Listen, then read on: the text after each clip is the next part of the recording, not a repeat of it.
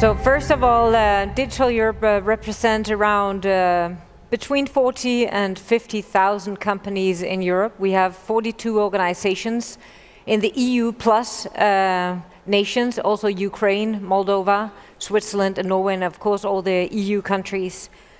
We also represent some of the biggest tech players, both European and non-European. And we basically work for a stronger Digital Europe. Well, a stronger Digital Europe means many things. And first of all, I want to thank Prime Minister Kallas for driving digital first in Brussels on EU level and now in Estonia in her role of Prime Minister. Estonia has always been a digital champion, both during their presidency but continuously also after that.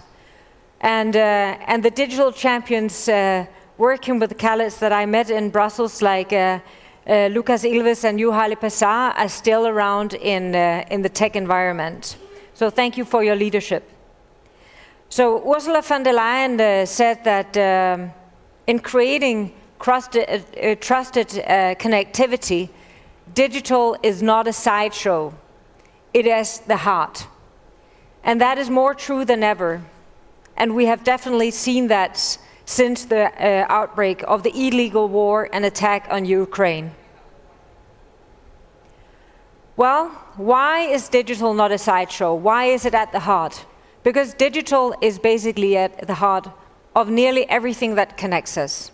5G, it is the heart of our space, our cybersecurity, our energy sector, the cables under the sea, in the fiber, in everything, the satellites, the warplanes, the ships, and during wartime, our vulnerabilities are being exposed.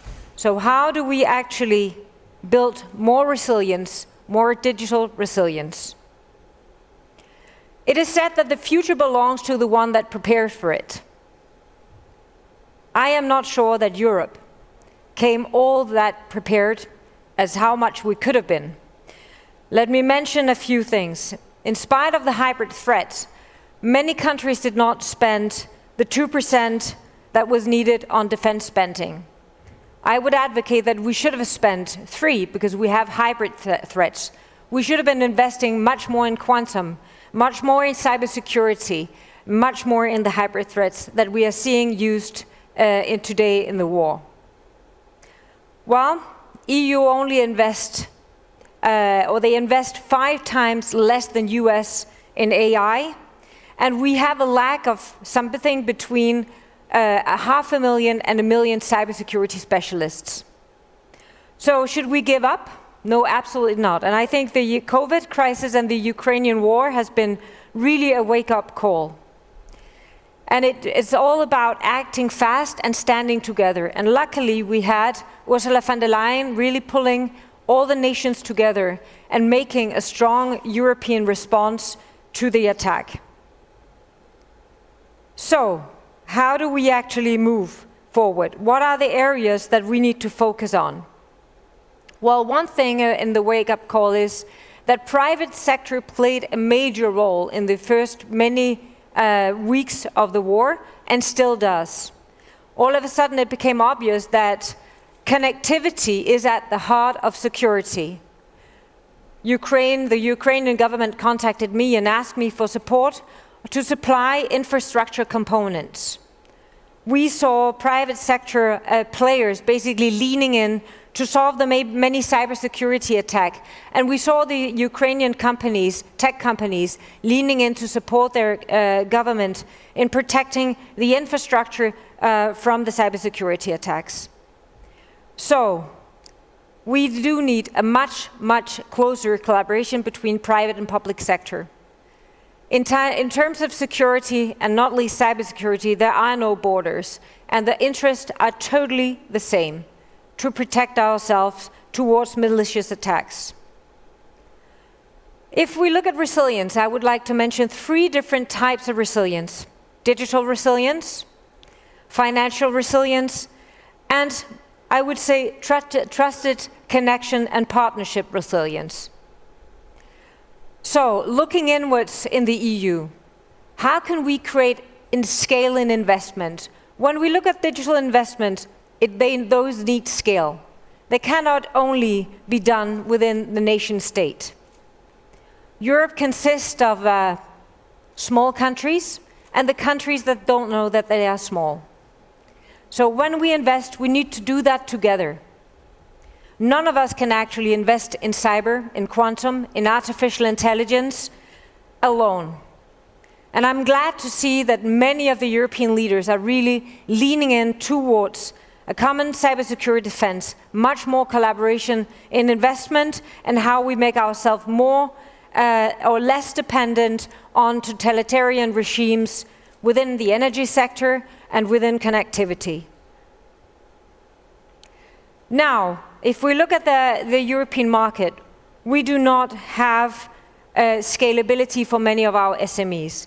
So looking at financial resilience, we have a long way to go. 8% of our SMEs trade across one internal EU border. Is that an internal market? Absolutely not. The main issues mentioned by SMEs are fragmentation, fragmentation, fragmentation, and lack of skills. So, how do we make sure that we avoid legal and regulatory barriers, that we make sure that we have one internal European market? Looking at financial resilience, we also need to look outside to our like-minded partners. 86% of the European growth will come outside Europe. And with some certain Eastern market closing down and the share of tech companies decreasing, for example, in China, well, I think the like-minded is more relevant than ever. And I'm very glad to see the collaboration between EU and US on, not least right now, the data transfer mechanism, which is crucial for European companies to get in place to be able to keep the growth in the EU-US market. But also the TTC, where we actually work on all the issues that will shape the future, common standards in tech, on cybersecurity, on AI, and on policies that will shape how we work together in the future. But this, of course, cannot stand alone. We have other like-minded, like Japan, Canada, Australia, but also India and Africa. We need to drive close collaboration on the digital dialogues. And I saw Roberto Viola here yesterday, who has been driving exactly those digital dialogues with other like-minded partners. Thank you for that. So keeping the open market with our like-minded partners and not falling into the trap of sovereignty requirements under cover of protectionism is extremely important. And that, of course, works both ways. We have seen Buy America. We have now seen prevention of electrical vehicles coming to the US market. We have seen sovereignty requirements sneaking into also EU legislation. How do we make sure that we have borders for what that means? That only addresses, of course, very serious national security concerns and not private sector preventing and sneaking into industrial policies. Friendshoring will be the word of the future. So looking at partnership resilience or trusted connections, well, that is exactly what we need. And we need to keep the door open for those markets, for European companies to prosper in those markets and vice versa. Well, another thing, how do we actually make sure that our own regulatory strength does not become a burden upon us in the EU? Focus is a must. Regulation is very good. Regulation is good. But how it's implemented can sometimes be very difficult for companies. The speed and the scale of companies is slowed by multiple institutions, different interpretation. Sometimes, if looking at countries like Germany, Spain, you don't have one national authority, because in the bigger countries, you might have 19, in the regions, or even up to 30. It will slow down the SMEs for scaling, and this is maybe one of the reasons why we don't have many big scale-ups in Europe left. 2/3 of them actually leave Europe in the first 2 investment rounds, and we need to stop that from happening. We need to ask policymakers to work together and be much more efficient in how they implement the regulation. And remind ourselves before we regulate that we are the most well-protected continent in the world. And whatever applies in the physical world also applies, in the physical and analog world also applies in the digital world. So many of our laws just needs to be interpreted in the digital world. We don't necessarily need to invent new laws. Looking at collaboration, just let me come to one area, cybersecurity. It is a 1.5 trillion problem on cybercrime. It is something that no nation can solve alone. A lot of collaboration is taking place. But do we actually, if something goes wrong, have a chain of command? Do we know how we act? And here, again, let me come back to private-public partnership. In the banking sector, this is a very established governance model. Also, partly in health. Companies are sharing vulnerabilities voluntarily with governments, with each other. How do we get the inspiration from the ISAC, basically into how we work with cybersecurity in Europe? I do hope that the cybersecurity policy coming out of the Commission and on request from the Member States will address some of these concerns. And Digital Europe has shaped a Digital Resilience Council, working with governments, working with CEOs on how we can strengthen the digital resilience of Europe, amongst others, on cybersecurity. On March the 8th, we will launch a paper on the Masters of Digital addressing exactly how the future governance model on digital resilience could look, if we dare think out of the box. So in short, I would say we have come a long way. We have decided that we want supply chain monitoring on something like chips, but there are other things. We've been acting just in time, and right now the stocks are down on infrastructure components that might be critical for further attacks. So let's build resilience, also in the digital sector. It is not a sideshow when we are talking security, it is at the heart of security. And we need to make sure that we are ready if we are attacked, either in cyber or in the physical world.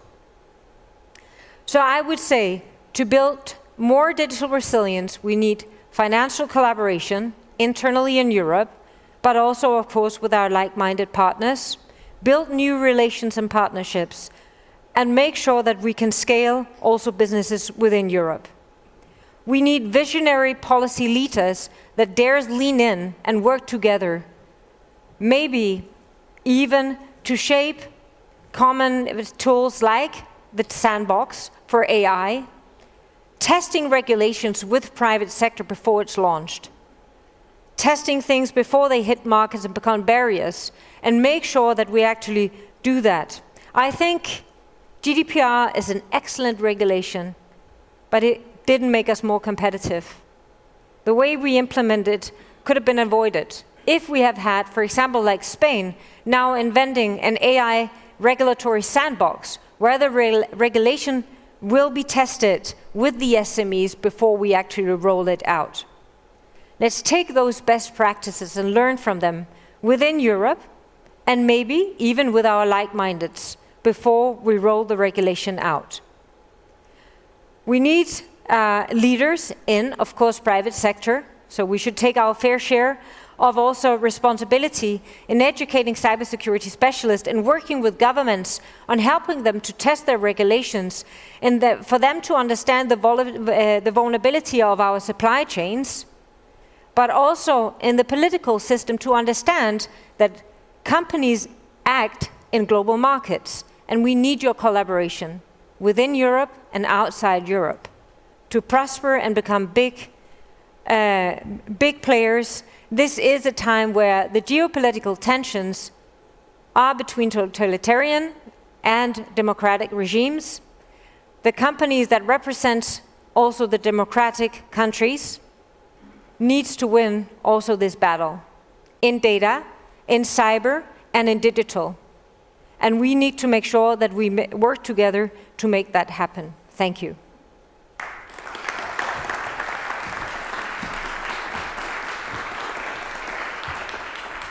Thank you so much. This was an amazing speech, truly. I got so many great ideas from there. But one of the things especially, I think we addressed this yesterday, we've briefly addressed this now, and you addressed this, is lack of skilled workforce. And you said we're missing about 0.5 to 1 million cybersecurity experts. We haven't addressed this properly here. I mean, what can we do? If you would have a magic wand, what would you do? How can we get more of those experts? I mean, it starts basically that private and public sector are investing together in this, and that we have much more exchange. If you look at many of the public institutions, they are struggling, like the companies, to actually get the cybersecurity specialists. But can we actually, bundle some of our competences? If we try to basically create cybersecurity centers and in all skills, nation by nation or company by company, we will never succeed. We cannot get there in a speedy manner.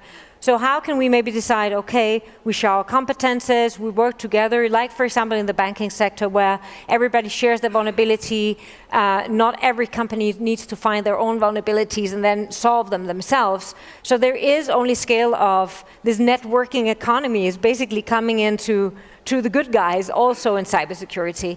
And remember, the bad guys are also hooking up and doing bad things, so the good guys also need to hook up on doing good things. And in cybersecurity in this area, there is I don't see this clash of interest between private and public sector. There's only one interest, and it's that our hospitals and our big companies, our power plants are not attacked. And if we look 50, 100 years back, many of the competences and many of the innovations came from public sector. Today they come from private sector. So there is no way that in digital and security and resilience we cannot collaborate.